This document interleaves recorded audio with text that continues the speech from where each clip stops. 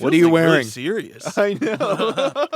I feel like I'm really doing something here. I do. This is very, very professional setup, and they even have the cup holders. I love these. I would love to get these for the home. Mm. What do you think about that? Absolutely, man. Would you ever spring for a built-in Lazy Boy with built-in cup holders? Oh, I would love to have that. My mom has those, Yeah. and it's so sick. Yeah, you don't realize how much you like it until you're in it. Because having to reach for a table, it's like, what is this, communist China? This is anti-table. I mean, thank God this is kind of like a newfangled table. This isn't really the table. This is a table of the future. Yeah, it's a weird shape. I like it. Hey man, my arms if you don't like are, it, we can switch it out. I do feel like yeah. Can we 86 the table? Find a new table, please. I do a lot of podcasts and I have so little demands, but I do want the table gone. Do you have a rider? No. No, I'm not big enough to have a fucking rider. Yeah. They would laugh in my face. Honestly, most comedy clubs that I talk to are like, if somebody has a rider, they're a fucking asshole. Yes. Like, I get if you're famous, like I get it. If you're like, I know that like Mark and Sam have writers where it's like they want fruit in the green room, But they're doing like theaters. Yeah, that's bigger. I would do that then because you don't have guaranteed stuff, and it's like you're making everybody a lot of money. Where it's for me, it's like we don't know. What if there's 30 people out there, and then I've demanded gummy bears or something, and they're like, "Well, we're taking that out of your check." I'm like, I can't afford that. That's the other thing. I think they take the They do. They take it out of your check. I didn't know that until recently. I was gonna say what Joe List's rider is, but I'm like, if I say his rider, am I betraying his confidence? He might be it's literally, I pissed. think it's just, And he's a hothead. He is a hothead. He'll freak out. He's a bad guy. What were you saying about me on your podcast? He's a bad guy. Yeah. No, he's the best. Cancel him. His rider, green tea. Is that true? It's just green That's tea. nice. I mean, that's pretty simple. You know what it is they usually have it. Yeah. It's one of those things where it's That's like, a hey, nice power move. Like I need there to be bottled water. Yeah, all of my rider is just things that I know are going to be in the green room. Hey, is there an unplugged arcade game? I need that's in my rider. That's there's too many green rooms with that.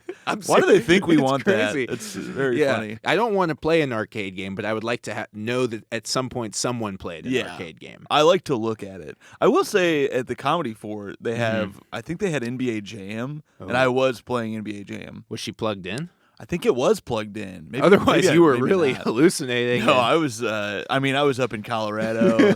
I was on that sweet ganja or whatever. That sweet mountain air, man. Yeah. It was the altitude. I thought I was really killing it. Yeah, that's like what they say about the Nuggets. They're better because they play at higher altitude and their oxygen is thinner. I think the only comedy as well? Yeah, dude. The Denver comedians are so much better because they train in higher altitude. The only way to beat the Nuggets is to start a team at an even higher altitude. The Mount Kilimanjaro.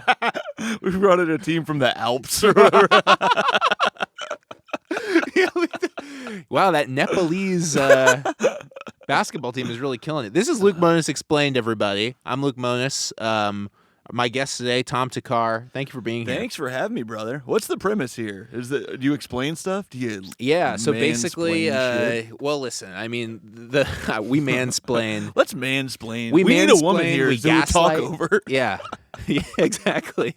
Let's pretend that we're going to do the sort of Clint Eastwood to Obama pipeline of this, but it's just a woman here at this table. And we're just saying, you don't know. Actually, that didn't happen. Yeah, CGI. This is a nice studio. Can we CGI in a woman? Oh, we're going to actually AI you. Perfect. A woman over you. And then it's just going to be make me a super hot woman. I was planning on it. Don't make me busted, dude, because that'll piss me off. You sue me, but just for making you busted. That would be great. I'll see you in court. The judge is like, what is this? What is going on? I don't know. You're both sentenced to murder. You get the chair.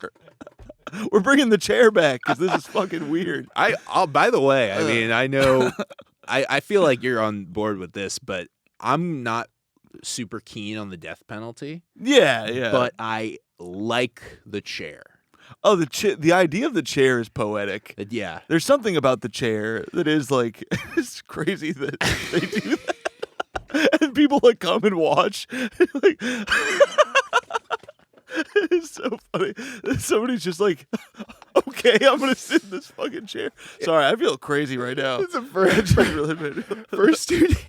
first two date, like the first date of someone being like, "Hey, I got 2 tickets to watch a guy get shocked to death." Yeah, he's gonna fry for his crimes. Yeah. Also, they have that still. They have the watching the observation room, but for the guys who get put on the big board and get injected. Yeah. Which, by the way, can we at least, if we're gonna keep the lethal injection, do away with the big board?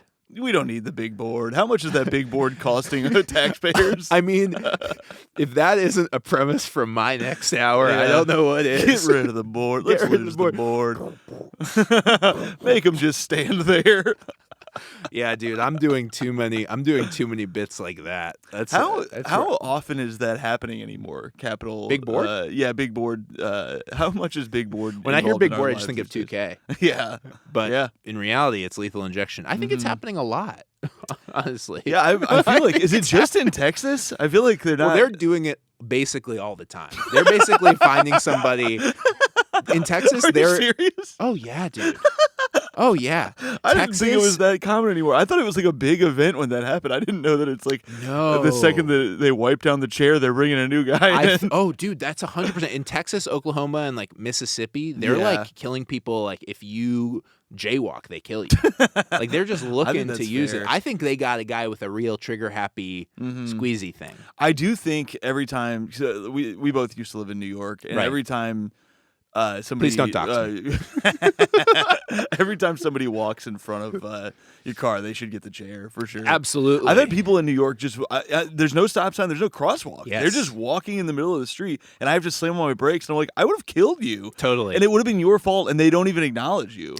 100%. I did Joe List's show last night in Skid Row, and driving through Skid Row is a little well, it's a little dicey. I don't think I'm telling tales out of school. They didn't name it Skid Row for nothing. Yeah. And what if the end? Surprisingly, Skid Row really nice, but no, it was basically it was like you were driving through a like open air market. It was like I was driving on like a main street. You could see L.A. City Hall in the distance, and there was just people walking in the middle of the street and like having to stop. And I was like, I mean, someone's gonna get hit. They just don't care. I get it. But yeah, to the capital punishment, I think is happening a lot. I think the federal government doesn't do it as much anymore. I think Trump maybe brought that back. I think Trump killed a couple people for sure, and also we're killing people. What's the word? Extrajudicially, we're killing people with drones. Wait. What? Capital punishment? No, that's not capital punishment. But I'm saying like the government is killing people with drones. Americans? Sometimes, yeah. What? What are you talking about? Well, dude, that was a whole thing. In 2011, we killed this cleric in the Middle East. I want to say El Zawahiri, I think was him and his son. They were both American citizens. And his son was underage, and we droned them. 2011? I think so. That would be one Barack Obama. That would be an Obama. Damn. Obama, listen. I blame the white half of him for doing that. Obama was really heavy with the drones. I know. He loved drones. I don't blame him. They're fun. They're fun to fly around. Love drones. Dude, my brother fucking got a drone, and he was all excited about it, and he literally immediately flew it into a tree. The first thing he did, he was like, I'm going to go as high as I can, and then he flew it into this tree, and it just got stuck. And he didn't have a fucking drone anymore. It's so funny.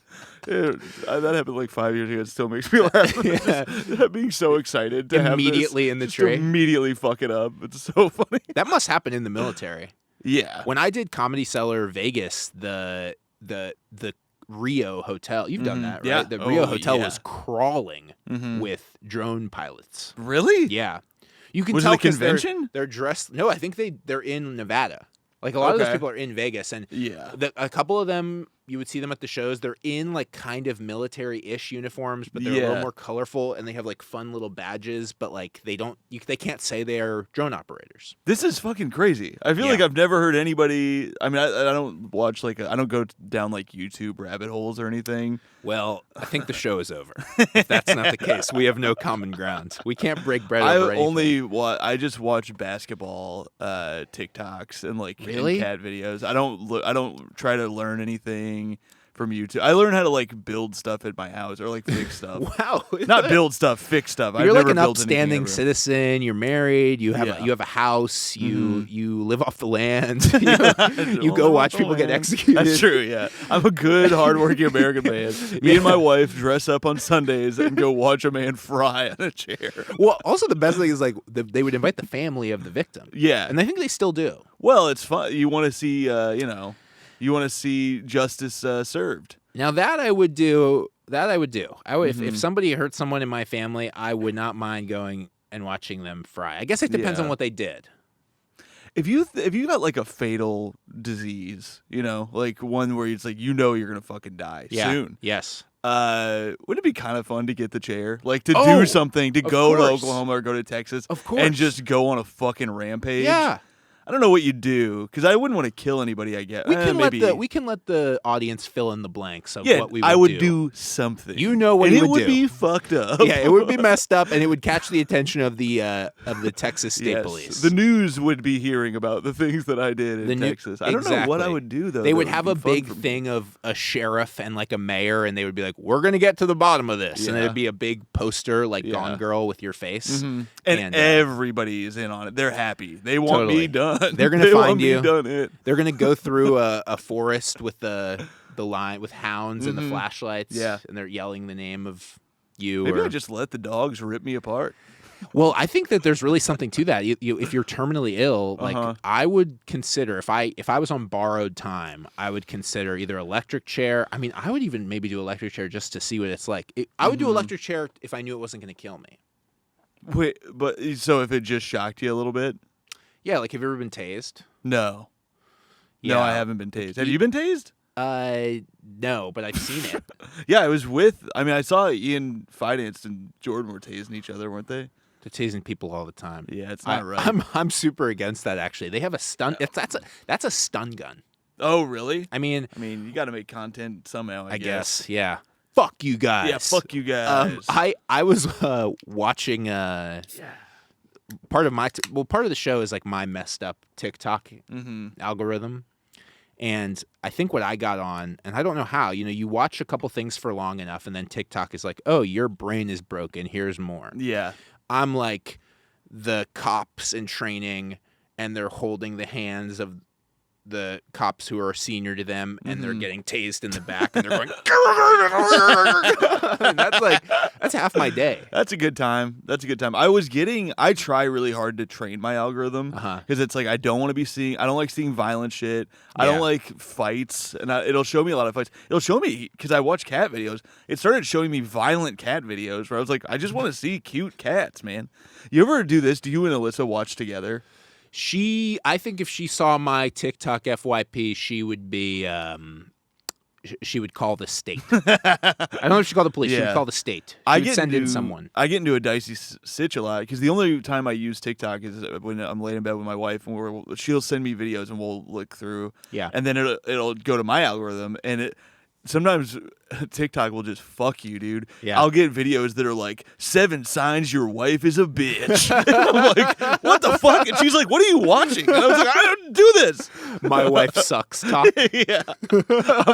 I am deep into my wife sucks talk, and I didn't do it. It's not me. I don't know how I got on here. But you just watched the wrong thing for a little too long. Yeah. Yeah, dude. I mean, I'm really trying to retrain my... I talk about it on stage sometimes, and I always think I'm going to get more people in the audience who relate to it, but it's usually like 2 or 3 guys. I had the same thing. Yeah. I tried to talk about the Instagram like Discover page, and how there was a minute where mine was just like all butts and boobs and stuff, and I was like, what the fuck? Like, don't do this to me. And then nobody related, and I realized it was like doing it to me because if you like, it learns like if you glance at something, it'll like do it. And I was like, oh, I can't tell people this. I gotta stop glancing. I don't glance anymore because I was like, this is weird that it keeps showing me this. Lance Armstrong. Come on. What, 1 ball? That's good stuff. He does have 1 ball. He came up on the podcast last week, Lance Armstrong. Oh, yeah? I'm not convinced he had cancer. Well, what mysterious sport are you playing? It's that slapping challenge, where you slap someone's face. You know, Dana White like owns a piece of that. Isn't that crazy? Oh shit! He owns a piece of like thing where you hold something and slap the other guy. I didn't know that was monetized. Oh, it's monetized. They're monetizing everything now. Yeah, dude. They're doing that game where your hands are floating over somebody else and you just slap it.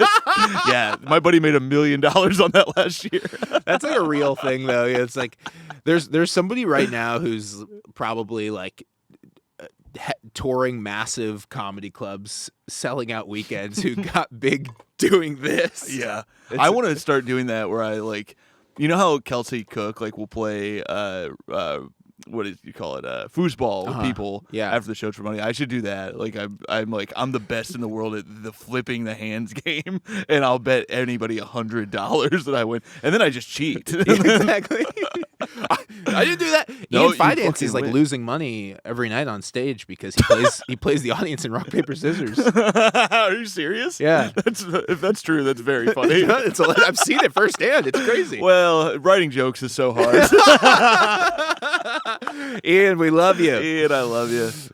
Paper covers rock. Always remember that. He's losing hundreds because he bet that he would have a good set. Yeah, the house is against him. I kid. We love you. Check out his special.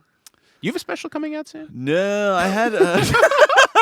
No, I got nothing on the horizon there, right, man. Nothing to promote. I thought you did for some reason. I had one come out last year called Thakkar Noir, but I don't have a new one on the horizon. Writing is so hard, man. It is hard. Sometimes I would like to be like James Taylor. Mm-hmm. You know, like James Taylor or like Paul Simon. They wrote all these amazing songs when they were like 17 through 21. Yeah, or like Seeger was like that too. Like a guy who's like 24 and puts out like all this shit. Yeah. And then they just never do anything again. Right. It's great. I watched Paul Simon at the Hollywood Bowl a few years ago, and he's doing songs from when he's like in his early 20s, and everybody's loving it. And then the second he pulls out some new, people are like, oh, I'm going to the bathroom.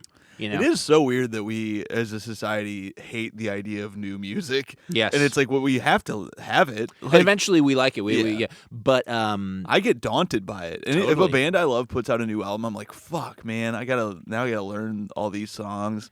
And then it becomes my favorite thing. But it's. Do you think that's new, or do you think it's always been like? I mean, that's an old thing. It's like nobody wants to hear new, like. Play the hits. It's always like if you go to a concert, it's like play the hits, blah blah blah. Totally. And it's also, but it is weird. Like me and my buddies went to see Jason Isbell last year. Oh, nice. And he played pretty much the new album fully, and it was too new. Like we hadn't gotten it to sink our teeth into it. And then 4 months later, we're all like, I fucking love this album. I wish I could see that concert right now. But at the time, we were like, yeah, this is fine, I guess. So he's timing it poorly. Yeah, I mean, we just went too early. I mean, you gotta, you know. Well, he's got a lot on his mind. Somebody blew up his house in Oklahoma. And, what? Killers of the Flower Moon. Oh, yes, of course. I did. Okay, I liked it a lot. I liked it a lot. Kill me. He was good. He was great. He was really good in that, actually. They had a couple musicians in there. Yeah, they had Sturgill, too. Sturgill and him. Yeah. Both did great. Sturgill was really good. I was surprised. And again, another common theme on this podcast is acting is fake. Oh, yeah. Acting is fake. Anybody we could do that right now. It's 100%. Acting is so fucking easy. Auditioning is hard. Auditioning is hard, but children win Oscars. Yeah. Actually, I rewatched Sixth Sense recently because somehow my wife had not gotten it spoiled for her. Oh, nice. I asked her, I was like, do you know what happens in Sixth Sense? And she goes, he sees dead people, right? And I was like, oh my God, we have to watch it right now. That And we rocks. watched it, and it fucking ruled. It is a little, they cheat more than I realized with the gimmick. I don't, if anybody hasn't seen it and doesn't want I mean, to, if you haven't, well, I guess your wife. hasn't seen it, exactly. but like God bless her, they she hasn't cheat seen a it. little bit with the gimmick What because do you there are mean? moments. Okay, close your ears if you don't want to know the Skip ahead. Sixth Sense spoiled for 5 seconds. Yeah.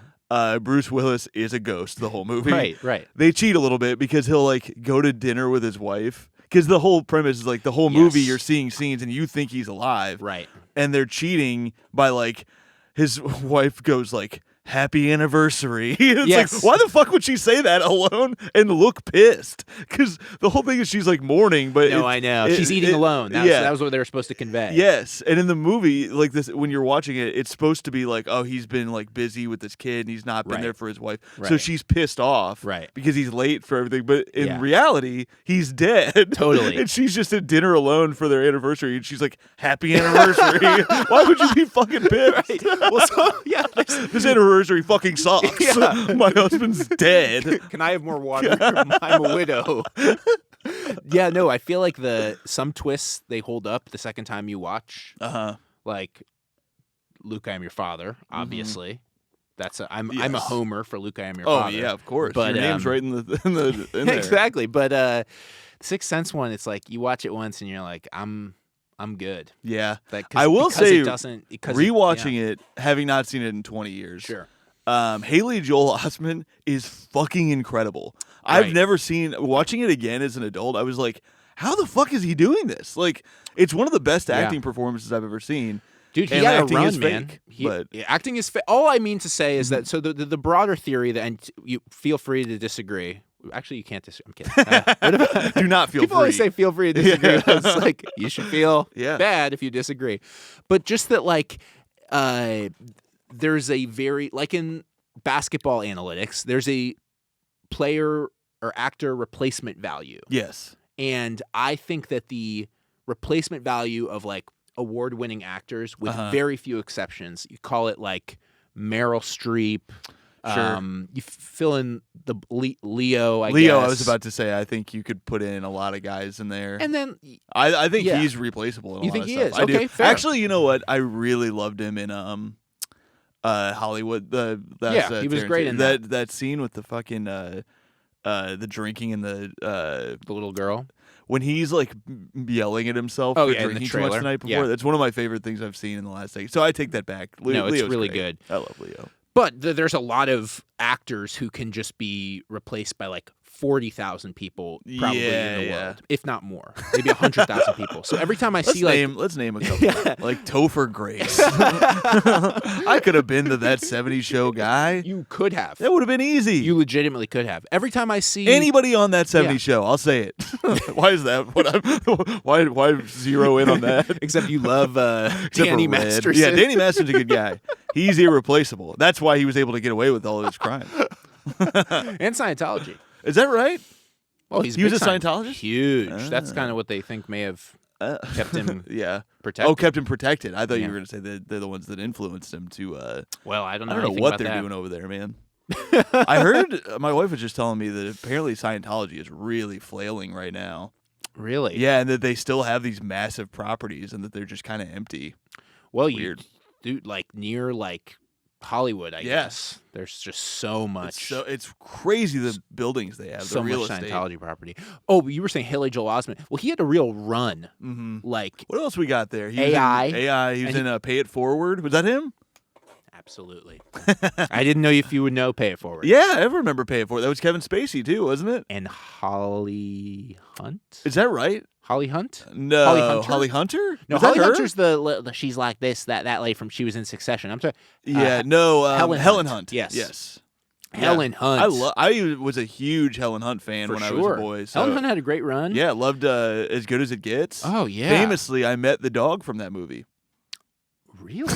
In what context? They did a promotion in my hometown. They opened a PetSmart, which is in Indiana. Bloomington, Indiana. They Indiana. opened a PetSmart. I was actually just there last week. Wow. At this PetSmart in Bloomington, Indiana. When they opened it, they had it was a big event, and they had Verdell the dog. and you could go in and you couldn't touch him, but you could say hi. You could say hi? Yeah, you could say hi to the dog. Was he like in a glass case? Was he in like was he in a Pope mobile? No, he was just kind of on a podium, I think. Oh. Yeah, it was weird.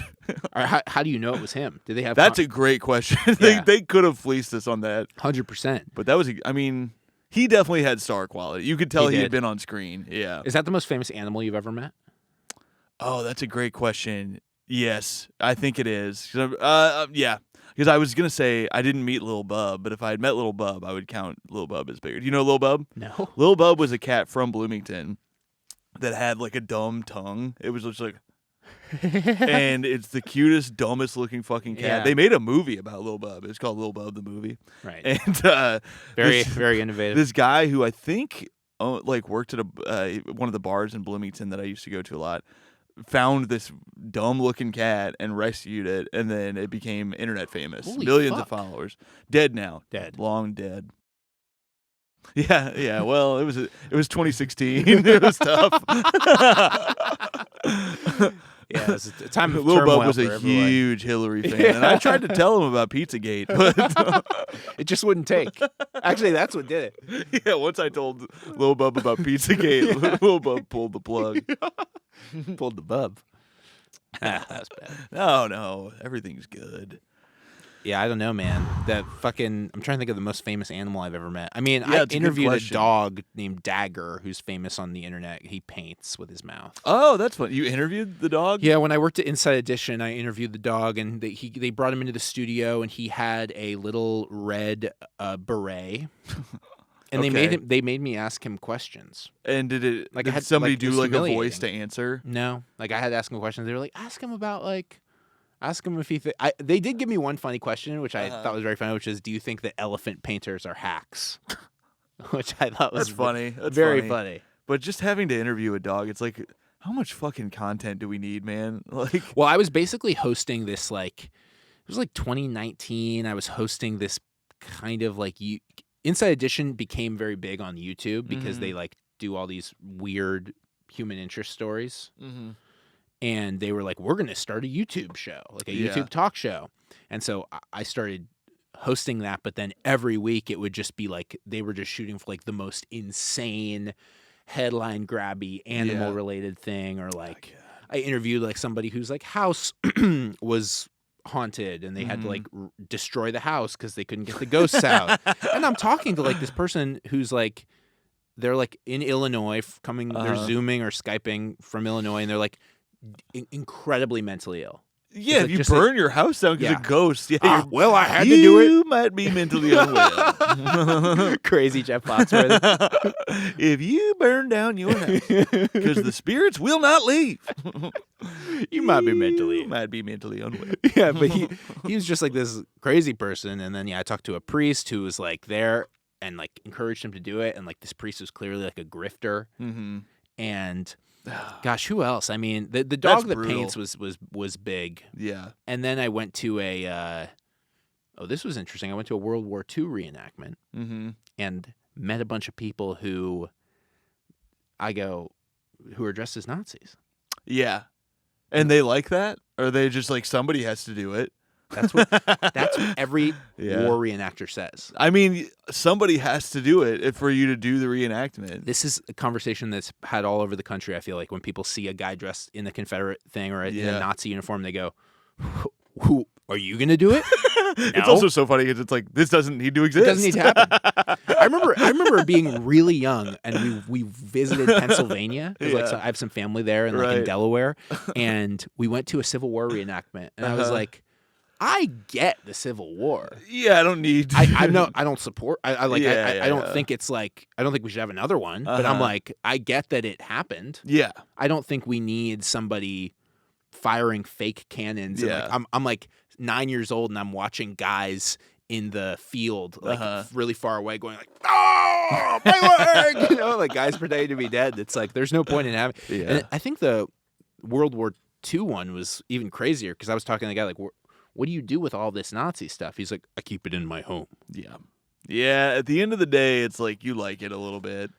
And part of the you problem is like that it the big Nazi time. uniforms were pretty cool. They were cool. I mean, well, they definitely had like the slick evil thing down. Isn't it crazy that they were like, let's make the most badass evil looking shit? Because it was Hugo Boss, wasn't it? Yes, exactly. Yeah, and they were like, let's have some cool evil fucking shit. They wore what dusters. A crazy thing. And they look so evil. Yeah, well, there's that like British sketch, you know, where yes. like, are we the baddies? That's so good. It's the guys. It's the guy from Peep Show. Yeah, what the hell is that guy's name? He's so funny. Have you ever watched Peep Show? No, but I Dude, hear I should. It's so fucking funny. Yeah. It's one of my favorite shows. It's That's one of those shows where it's like, no, not to get into my Seinfeld bag, but I don't know how they got away with making it. It's insane. Like, so much of it. It's crazy that they were able to make it. Can I say though? We don't have to now. We're the Seinfeld stuff.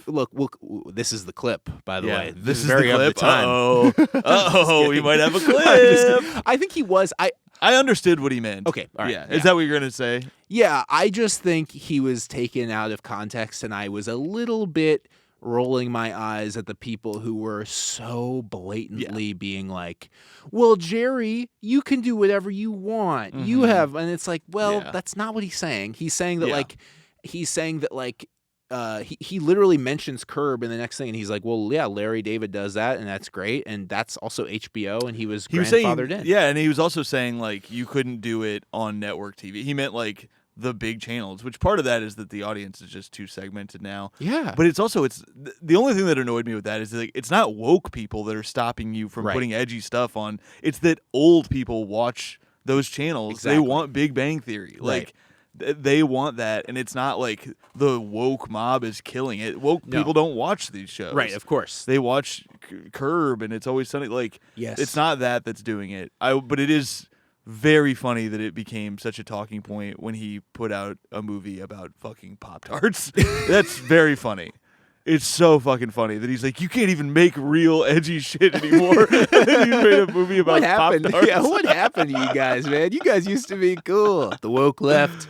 The woke left. And it's a guy who doesn't like dirty material. Right. He's like, it's so funny that he's doing this. But yeah, I think but I get the general thing of like, networks certainly seem to be more like, and this is a financial thing. I don't think it's a political thing, but to some extent it might be, but for the most part it's financial, where networks are very risk averse now. Oh yeah, 100%. They don't want it to, and they're just like, it's true. By the way, they're like CBS. Like I feel like I read somewhere where like CBS like just didn't do any pilots this year or something. Like they're just like not making new stuff. Yeah. And someone posted something that was like, well, Comedy Central just re-aired the Office episode where he says this slur and this slur, and it's like, yeah, but that came out in 2005. Yeah, that's not. Yeah, that's 20 years ago. Yeah, and it's like, we're talking about Jerry Seinfeld specifically talking about right now. Yeah, I don't know. Listen, I think it's true. I also think that it became like such an easy thing for some of the worst comedians to dunk on. And it's like they grabbed it and they were like, oh, I'm going to make this my whole fucking thing now. Totally. And it's like, shut the fuck up. Right. Like, I agree. Who cares? And I tweeted this and then deleted it because I got self-conscious. But I think I always roll my eyes at the people who are like, you can't say that anymore. Mm-hmm. But then I also, maybe I'm like a narcissist, maybe, but a nihilist. But I also roll my eyes at the people who are like, who make fun of those people. Yeah, I know. It's both sides are kind of isn't fucking that dumb. kind of because they also at are this point? They also are being disingenuous. I think they're being bad actors where it's like, I think so they're too, like, man. you know goddamn well you can't get away with some stuff. Right. Now, that you, and I'm not saying that's a bad thing, to be Right. totally honest. Like, but to be like, I have no idea what this guy's talking about, come on. Like, I mean, look at fucking Gillis. Like, it's a case in point. But that's what I'm saying. Like, I just mean like people will point at him and be like, see? Nothing ever happened. It's like, well, that's but that's another one where it's like it goes both ways. Where it's like the people who are like, you can't say anything anymore, or else your career is ruined. Right. It's they can point at Shane, and then the people who say the other thing will point at Shane. It's funny because both sides will point and be like, see, he's doing great, or see, he got fired. Like, it's a weird the dress sort of situation, but it is like the dress. Shane is the new dress. Yeah, and I think he's blue and white, baby. I think he's brown and red and whatever that other color. What was the other color? I can't remember. There was gold. It was gold, not brown. Yeah, I think he's remember, gold. Yeah. I'm fucking dressed, dude. That's good. I'm the dress. That was a good quick one. Really? Yeah, that was a good short I've never impression. done that before. Yeah. I'm fucking dressed, dude. I'm fucking I'm the dress. I'm the dress. Then it turned into Obama a little bit. Dude, I really have like a big Obama impression slippage problem. It's fun. I like it. It's a good impression. It's good to see you, man. I feel like I never see your ass. You're too busy, dude. No, well, I'm really not. No, I am. I don't know. I feel like what happens is you and I are both on the road a lot, and the problem with living here is that it's not as here we go, New York and LA. I should stop being so self-conscious, but it's harder to just like convene in one place. It's way harder. Yeah, it's way harder. I've been trying to make we live an hour away from each other. It's crazy. It feels like if we were in Indiana, we would not consider this the same place. Right. Like we would be like, oh, you live in a different state than me. 100%. You know. I mean, you're further east than downtown. We'll put your address right here. But I went downtown yesterday for the show, and it took me over an hour to get there. And I was like, this is crazy. Fucking wild. Yeah, downtown is right next to me, so it's great. Like, yeah, I can get to like a Clippers game in like 10 minutes. Yeah, you're like, I can get to Skid Row in under 5. A dream. Have you been to a Clippers playoff game? No, I wanted to go. They're expensive now, but I almost was like, because they played on Wednesday in LA, and I was like, maybe, and then Asmus hit me up to hang, and I was like, I'll just do that. I need to save some money anyway. But I went to a Clippers game right before the playoffs. It was fun. It seems like I went to a Pacers playoff game a week and a half ago. It was fucking awesome. Oh yeah, I saw you post that. How and they're about to move forward, right? Forward. They're playing the Knicks, which I feel like is kind of one of the. You're wearing the shirt. That's right. I was going to ask you about it. It's kind of the all-time legendary rivalry. Yeah, man. I mean, it hasn't been in so long, but I'm already getting Knicks fans messaging shit to me. Chris Scopo is such a fucking idiot, man. I wake up. Sorry, there's no reason to name drop Chris Scopo's fucking weird ass. I love the guy, but he's like texting me 50 fucking things last night, and I was like, buddy, it's 3 a.m. New York time. Why are you doing this? Yeah, you totally. psycho. And he's like, the Pacers are gonna fucking go down. I'm like, I don't care. I care. But what seed are the Pacers? Pacers are the 6th seed, and the Knicks are the 2 seed. Knicks are the 2 seed. We just beat the Bucks, who were the 3 seed, but they were hobbled a little bit. They were hobbled. They didn't have Giannis. But I still think you guys would have probably. I think we would have. We beat them 4 times this season. Yeah, we beat the Knicks 2 out of 3 this season. And you have a very good. I mean, it's interesting because if you look back to like the beginning of the NBA season, the Pacers were, I think, considered much better than the Knicks, right? I don't know if that's true. No? No. Okay, I don't think that's true because the Pacers haven't made the playoffs in 6 years. I want to have an NBA podcast, like a Ringer NBA podcast, too, but I don't know anything. I don't know enough. I haven't been paying enough attention. So all my references are super dated, like from 2009. I'm like, yeah, man, if Michael Olakandi signs, they're going to, if Eric Piatowski is there. Sure. Dude, if Roy Hibbert comes on. You know what I loved about Roy Hibbert? We should do a Ringer nostalgia podcast. I would love that, man. By the way, Tommy McNamara's impressions of Bill Simmons and Ryan Russillo is an all-timer thing. Did he ever do that on your pod with him? I think he would jump into it sometimes, but I think we would be like a little paranoid that people don't know enough of, like, the crossover wasn't great for people who listen to the Ringer, and but I listen to every fucking episode, and I don't like it. And I just don't know what else to do. So I think that was the 5-star review I saw at the bottom of it. Yeah, I don't know what else to do. I hate it, but I don't know what else to do. I have nothing left. I have to listen to Bill Simmons be like, I can't even fucking. Tommy's so good. Tommy's good. Guys are you know. I just thought that's it's just like when you take the ugly girl to the prom. He just had Dan Soder on. That's crazy. And I listened to it, and it was awesome. We love Dan, and Soder rules. And I listened to him interview Soder, and I was like, oh, this guy loves comedy. Mm-hmm. Like, he's a big fan of. He kind of like does comedy sometimes. Oh, he does. I've watched clips. He posted like a reel of him doing. It's not like it's events because the Ringer will do these like live events, but he's essentially doing stand up. He's just like up there talking by himself about like Denver and like what he did that day, and it's like funny. In a jokey way, and people are losing their minds because the air is really thin here. Yeah. So good. I was gonna say, Oh yeah, my dream is to fucking be a comedy sports person because comedy's so bad in LA that now all I do is watch sports constantly. Yes, and I've been winning money gambling because I just watch so much basketball. What app do you not use? I use a legal one now. Yeah. I was using an illegal one for a little bit, yeah, but now I don't like that one. The odds are always terrible. I'm also worried that my money is gonna. I'm going to lose money. Way. I was worried. I was like, I maybe shouldn't attach my bank to this. Yeah, to this illegal fucking gambling. It's like site. It's like playing like slots on the Silk Road. Or something. Yeah, It's really strange. But do you use that Parlay app? No, well, I was using that one. I was using Prize Picks or whatever, but I hate it. And I've started doing the DraftKings like daily fantasy shit where you draft a team for the day, you get a budget. And I've won like $1,000 the last week. It's that's crazy. Great. Like I'm doing dollar bets. Yeah. And I had a situation where I was like, it's so exciting because when you're in it, you're like, I got this close to winning $10,000. And if fucking Austin Reeves doesn't miss 2 free throws in the Lakers game last week, I win $10,000. But he missed both of them, and then it got knocked down to like $600. I was like, still pretty good. It was still sick. It was a cheap ass bet, but I cool. think the phone gambling has ruined my life. It certainly ruined many of our friends' lives. I don't want to get into it, but Jesus Christ, it's too easy. I think it's bad. Yeah, I said that as a bit, but then I was like, oh yeah, well, probably did ruin some lives. I mean, it's like it's not good. It's not good. It's too easy to gamble now, and everybody's like. You look at sports Twitter now, and it's all people who have money on a game talking about a guy's rebounds and shit. And it's kind of like, I wouldn't say it's ruined. I've seen players bitch where they're like, this is ruining the game. And it's like, yeah, but it is also making a lot of people watch a regular season NBA game that wouldn't have watched before. And also, don't you think, like, if you turn your phone off, NBA player, strawman NBA player, if you turn your phone off, like this won't bother you. This won't bother you at all. Like you have no experience of this. Like, and you are getting paid $40 million a year to play basketball. Yeah, it's true. I mean, it's tough because welcome back to the Shut Up and Dribble podcast. I was just about to say, it's like, sure. These guys you're playing with a ball.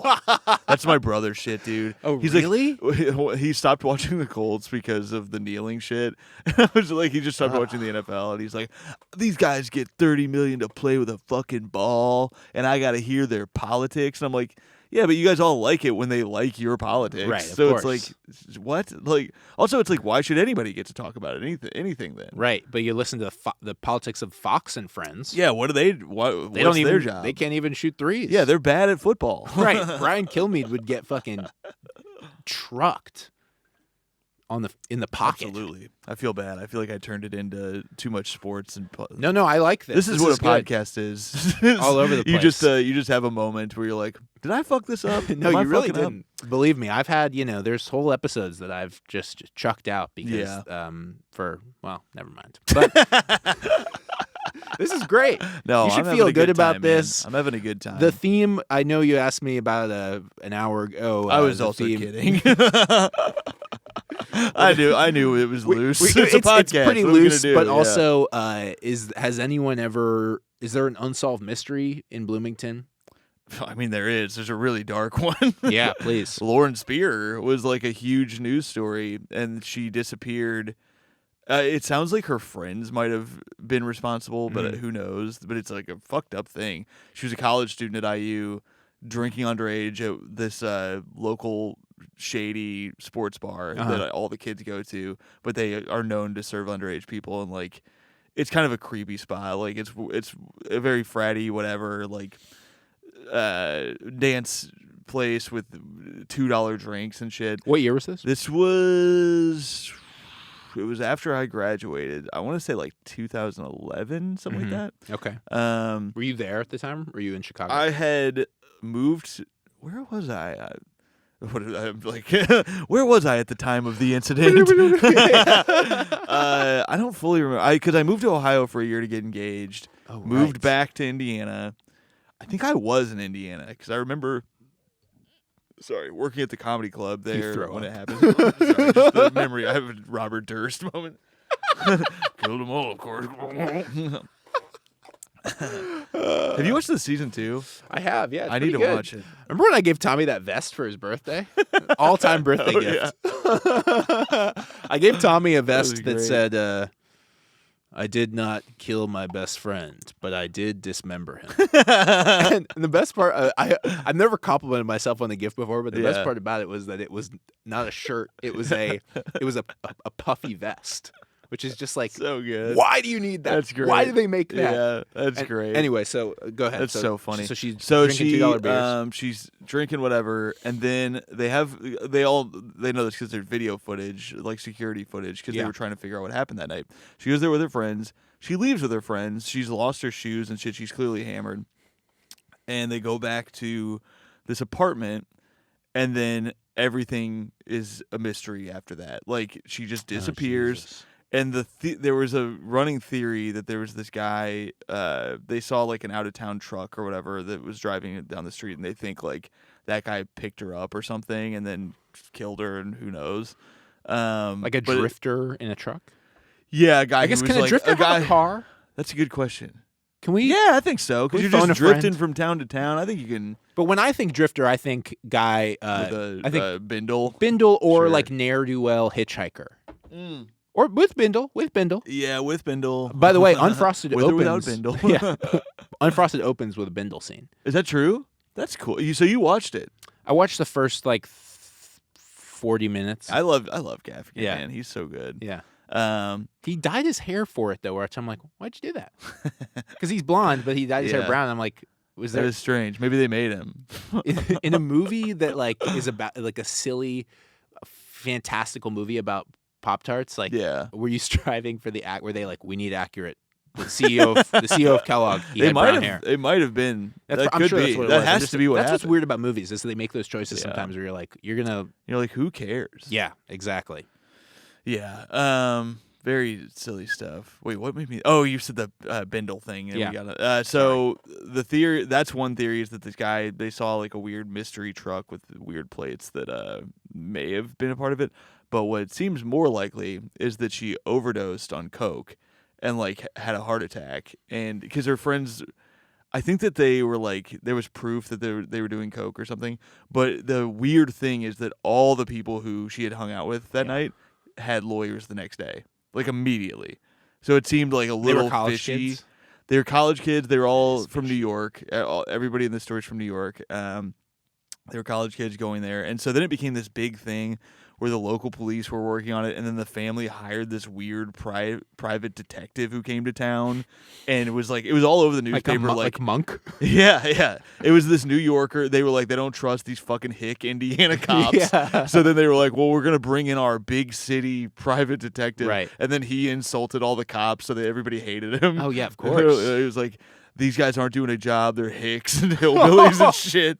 And he's like this Long Island fucking asshole. It was great. That's awesome. But it's a very sad story. But it's that's the biggest. But did they find her body? No, I don't think so. I don't think they ever found it.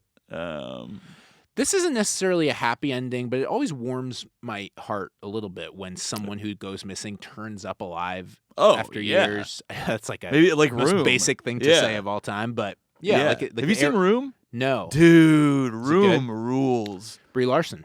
It's one of the best movies I've seen in the last decade. It's I'll watch so it. good. I loved it. I loved it. The Ariel Castro thing, which maybe that was based on.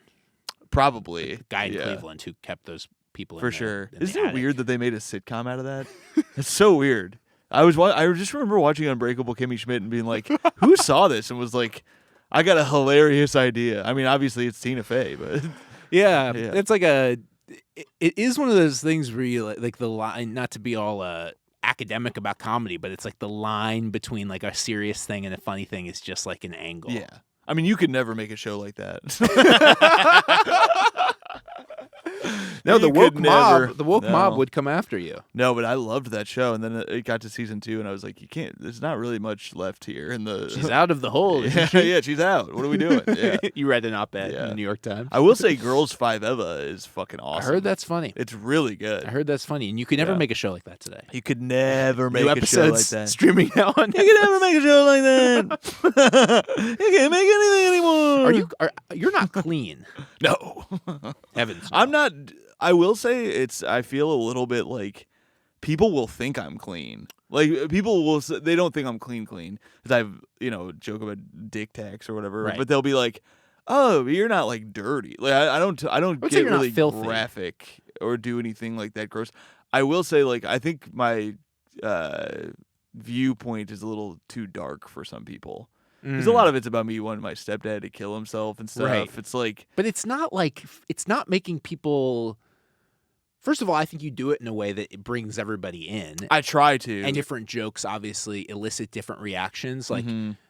There are also like I don't think I would want to be like just for my personal preference. I don't want to be the comedian who's like having people go, "Oh, yeah." I will say every once in a while I have had jokes like that in my life, and I never like them as much as my other jokes. Totally. Like I prefer for myself because I know I'm capable of it. Yeah. Where I'm like I know I'm capable of getting a laugh that's like people are happy that they're not like, oh, why did I laugh at that? That's fucking gross or whatever. Because I have some of those where I'm just like, well, that's just kind of a shock line. Totally. And there's really no point for it. And it's like, at the end of the day, it's because it doesn't feel who I am. How do you feel about a left turn? I mean, I love a left turn. Yeah. If I can find a left turn, Yeah. I'm so bad at storytelling. Yeah. That like I'm so jealous of people who can do that shit. Or like, do you mean like when you say a left turn, I mean that's just punchlines for the most part. Like that's which like I've come which is very new to me. Well, no, it's like there's the guys like Martin Urbano who it's all left turns. Yeah, and I love that. And I feel can't like I do don't. it. That's why I asked. Yeah, I can't because do I it. think those are great, but I don't often see you like. That's not really my. Act, you and I are both kind of like goofy. Yes, and I think I've always loved watching you because I feel like you cook up the audience into bigger and bigger laugh. Does that make sense? Yeah. You create kind of like a laugh soup. Sure. You stir up a laugh soup, and a lot of comedians don't do that. Like I feel like you build momentum over a set. I've never seen you do like an hour, but I'm sure it's the same thing. But like I dip in and out, but I like it. I mean, I will say it's like I do like the laugh per minute shit. Like I try to make everything as tight as it can be and not be overly verbose. Yeah. But I'm not a one-liner guy. I just can't do it. So it's like everything I say is like, here's a thing for my life, and it's a setup to something, and it's usually something sad. It's usually something bad that happened to me or something like that. Totally. And I'm making fun of that situation. So it's like, it's if I overthink about it, like I can't do stand-up. Like I can't write. But if I am like, oh, that's a funny thing that happened to me, what's funny about it? And like I just go into it. It's tough, man. But I think we both do a mix of that shit and observational. Like exactly. And that's how I like Tommy does a lot of setup punch. Like it's here's a sentence and here's the turn, like the Uber joke of like Tommy Mac has the joke where he's like, I love being hammered in an Uber and the passengers can't even tell or whatever. Like it's just a quick punch, and it's a left turn. It's a left turn. It is a left turn. Yeah, it's a great left turn. Yeah, it's really funny. And Urbano, like I said, is all left turns. But then somebody like Daniel Simonson is like, it's just he's funny. You're just like, oh yeah, he's being funny. Totally. There's no like twists in his. But act. I think you do a great combo. I try to do a combo. Yeah, it's you find your strengths and stuff, and creating like a vibe of like that's what I mean by laugh soup is like probably the worst probably the worst phrase I've ever come up with. Laugh stew yeah just a cosmic gumbo. No, but I feel like we do similar. We have similar styles though. I aspire to do that thing of like getting a vibe going and then keeping people in the vibe kind of thing. Does I feel that make sense? I think so. I do feel like I will throw out something every once in a while in the middle of a set where people are just like, what the fuck is that? And then I'm like, all right. I think I might do that every time. But also it's like that's what long sets are for, where it's like you have save lines where you're like, all right, well I saw Regan do that, where it's like, because he can't work out anywhere, so he works on a theater, and then a joke bombed, and he's like, well, I thought that would go better. And it's like you get like one or two of those in a set, and you use them on the ones that you're like, okay, I'm taking risks, like doing new shit.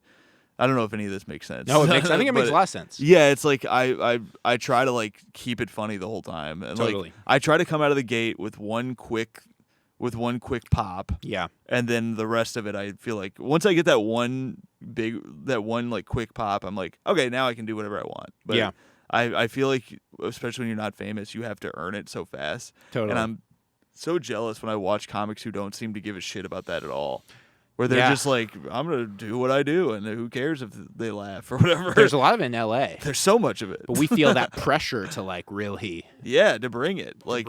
Yeah, which I think is good. I think it's better, but it's also, like, I've watched people that are so smooth, and I also feel like those guys are all doing better than me, because I'm like, because they're so confident. I mean, part of it's industry shit, but it's like, they're just so comfortable that I'm like, how do you... Like, I feel like us and, like, Asmus types, it's like... We all are like, we have to get laughs. If I'm not getting laughs, what the fuck am I doing? What is my job? You know? 100%. I did a show recently at a movie theater, and there was not a lot of people there, and it was like good practice in performing for and trying to. There just wasn't enough audience reaction, so it was like trying to not care about. It's really hard, and I've noticed because some people I used to have like a theory where I was like, I will never talk on stage about having a bad set. Oh, really? I'll never acknowledge that it's not going well, because so often you do a show and every comic goes up and bitches about how the crowd was, and then it turns into a bad show. Right. And I've had audience members be like, "We thought it was good. I didn't know we were bad." And like, I've done shows. I did one last month. I was in Oregon. And I did this weird room. It was like a gymnasium. And the guy immediately apologized. He's like, yeah, there's an event happening, whatever. There's not many people. It was like 25 people in a giant gymnasium. Yeah. And I did that. I was like, I'm not going to fucking sit here and bitch. I made fun of it a little bit, like a tiny bit, but in a way that I was like, they can tell I'm having fun with it. Yeah. It also gave me room to fuck around more, because I was like, there's 25 people here. What are they going to spread the word to around town? Lowest stakes possible. Low stakes. So I was like, but I'm going to have fun. We're going to have fun. Like, I'm not going to sit here and bitch about like, well, I thought that this would be, that didn't go well. Okay. It's like, no, there's 25 people here. If they're not laughing at everything the whole time, it's going to feel a little shitty sometimes. Exactly. But it's self-indulgent and narcissistic to be like, oh, I guess you guys fucking suck because you're not sucking my dick right now about every joke. I can't imagine doing that. I mean, like, I definitely sometimes do a lot of saves, but they're never saves that are critical of the audience. I think that's. But you see it though. I see it all the time. Of course. It's crazy. I used to get furious about that at weird showcases in Brooklyn where you're like, who cares? Like, yeah, they're not great right now. Right. They could be. Like, make them. Dude, last night. Sorry, this is unrelated a little bit, but it's on the Please. The host last night of this show I did was fucking brutal. Brutal, and it's like I could have been like, oh, this is a bad show. Yeah. Like, she fucked up my name. She also goes, I love when people do this. When you're hosting, I'm so lenient on people because I'm like, I've fucked up as a host before. Yes. I drink a lot. I fucking have been a psycho on stage. Whatever. I try to be lenient. Right. But this you're lady, Kramer. Yeah. I had one slip up. You know what's funny is I heard. Sorry, I'll try to stay on track here. But I heard that. The Kramer thing, because that seemed like a random outburst. Oh, yes. He was doing that as a bit around town for months. I've heard that too, yeah. Somebody told me that, and I was like, what? They were like, yeah, he would do it to Jewish people and stuff. Yeah. And it just so happens that this time it was being filmed. Somebody was filming on a little... exactly. But last night, I'm the first comic on the show. Yeah. And the host comes up to me, and she's like, what are your credits? How do you say your last name? And I'm like, it's Tom Thakkar. You can just say Tonight Show. And she goes, yeah, I'll probably forget all that. And I was like, okay, then why even fucking ask me? Like, what a weird attitude to have. That's so weird. So I was like, okay. And I was like, I also don't give a shit if you fuck it up. It doesn't really matter. But then she proceeds to go up and bomb hard. And then brings me up. She goes, the next comedian, shit. Who's next? God. Who's next? And the producer has to yell out and be like, it's Tom Thakkar. And she goes, yeah, your next comedian is Tom Thakkar. He's been on The Late Show. She just makes up credits after. I was like, I gave you one. This is really hard for me to hear. She didn't name any of them. She just rambles. But then I went up and I was just like, yeah, that's always a good sign for you, the audience, that you're in safe hands with the comic. The host can't even remember who it is. They don't know what's They don't going forget on. famous people's names when they're not like. And next up is John. No. Like, anyway, he's done I don't know. He's probably on Hulu. Or something. yeah. It was so brutal. And I had a good set, so I was like, whatever. And then after the show, the producer was like, sorry about that intro. And I had had a glass of wine, and I was like, oh yeah, that fucking sucked. Like, how can you be so bad at this? That like, rocks. It's one thing. It's like, and it's rocks to not go. It's okay. Yeah, I was just like, yeah, that was weird. Like, what is your job? Yeah. If you bomb and you can't remember anybody's name or their credits, and you seem to not even care to try. And like, she told me at the top. Yeah. She was like, yeah, I'll probably forget. It's like, Yeah. write it down. Totally. Have a note. Like, it's okay. And I was just like, 100%.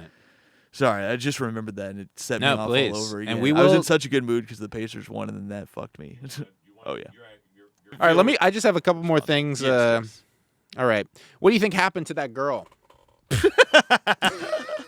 I think that I believe the overdose theory. I think that she All right. overdosed and her friends got scared they'd get in trouble for being on coke, Mhm. and I think they did something, but I don't know. I think they made a move because I think that like there was some other aspect, and I could be wrong, and maybe I don't think it's solved. I was just talking about this recently. But If it's solved, we're gonna have to delete the episode. I don't think it's solved. I asked somebody about this the other day because there was another missing lady. What the hell was her name? It doesn't matter. They found her and she had been murdered on her bike. It was very sad. Or she was out for a jog and this weird guy killed her and they found her in the woods.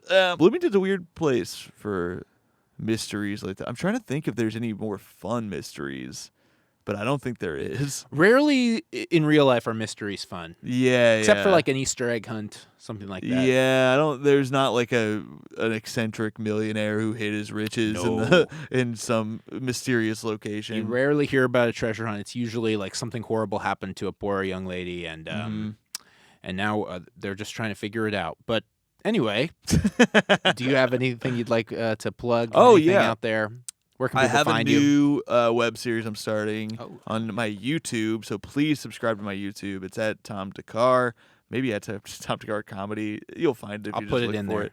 And it's me just doing road shit. Like it's kind of like Insomniac, but with me. Great. Like, That's hilarious. I'm on the road almost constantly, so get on my dates. I'm doing Dallas Comedy Club. I'm doing the Comedy Attic in Bloomington. Great. I'm doing Comedy Fort again, Phoenix, a bunch more weird places that I can't remember right now. But We'll put it all in the bio. Get over there and follow me on the old Instagram. I'm trying to think. I have a new podcast hopefully coming soon called Crying on the Playground with Amy Silverberg, where we have comedians talk about embarrassing stories from grade school. Oh wow. Fun stuff. That's great. Yeah. That's hilarious. You told me about It'll that. be fun. That's a great idea. It'll be fun. All right, so listen, that's it, everybody. It's time to shut down your video player and go be with your families.